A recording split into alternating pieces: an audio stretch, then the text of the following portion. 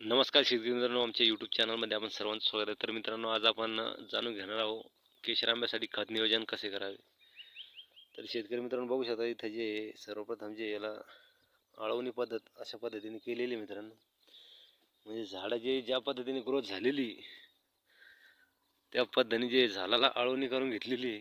तर बघू शकता ही अशा पद्धतीने आळवणी करून घेतलेली आहे. चौक म्हणजे झाडाच्या जी मुळ्याची ग्रोथ झालेली आहे तेवढी आळवणी करून.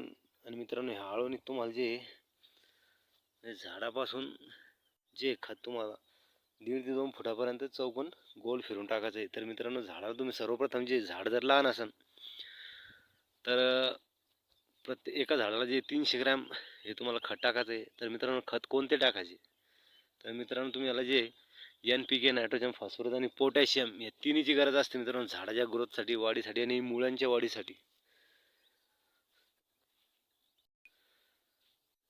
तर मित्रांनो, जे नायट्रोजन आता सर्वप्रथम जे नायट्रोजनचे फायदे काय होतात, तर मित्रांनो नायट्रोजनमुळे जे झाडाने जे ग्रीनरी येते मित्रांनो, आणि झाडं एक क्वालिटीमध्ये रूपांतर होत चालतं मित्रांनो झाड. तर जर नायट्रोजन आता सध्याला मी 9-24-24ची प्रति झाडाला 300 ग्रॅम सोडलेलं आहे. तर बघू शकता ते झाडाची क्वालिटी म्हणजे ग्रीनरी आणि एकदम फ्रेश असले झाड आहे मित्रांनो. क्वालिटी बघू शकता प्रत्येक झाड असे मित्रांनो, असं नाही का हे एकच झाड आहे. तर प्रत्येक झाडाची एकदम क्वालिटीमध्ये झाडे. आणि फॉस्फरस जे आहे मित्रांनो, फॉस्फरसमुळे होणारे फायदे मित्रांनो, फॉस्फरस जे मुळांची वाढ करतं, खाली मुळांची वाढ, झाडाला एक ताकदवर बनवणे हे फॉस्फरस काम करतं.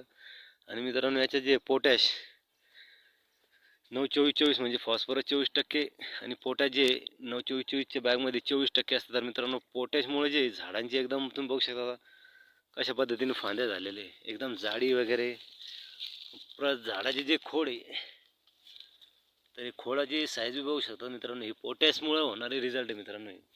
म्हणजे झाडाला तिन्ही NPK, तिन्ही खतांची जे आवश्यकता असते, NPK, नायट्रोजन, फॉस्फरस आणि पोटॅशियम, हे तिन्ही जे आवश्यकतामुळे झाड जे मित्रांनो परिपक्व बनते आणि एकदम झाड जे गुटगुटीत होऊन जाते. तर बघू शकता तिथं कशा पद्धतीने आळवणी करून घेतलेली आणि खत सोडलेलं आहे. आणि त्याच्यामध्ये मित्रांनो, हे जून महिन्यात तुम्हाला खत सोडायचं आहे. जून ते जून जुलै या 2 महिन्यात तुम्ही प्रति झाडाला 300, 400 ग्रॅम किंवा अर्धा किलोपर्यंत तुम्ही खत टाकू शकतात. NPK कोणतंही मित्रांनो, मुळांपासून जे अंतर तुम्हाला असं घ्यायचं मित्रांनो. बघू शकता इथं आळवणी कशा पद्धतीने गेली. मुळा जे झाडांचे मुळे जसं जसं झाड ग्रोथ करतं मित्रांनो, तसं तसं जे झाडांच्या मुळ्या लांब होत जातात. तर प्रत्येक शेतकऱ्याने ही ट्रिक नक्की वापरा.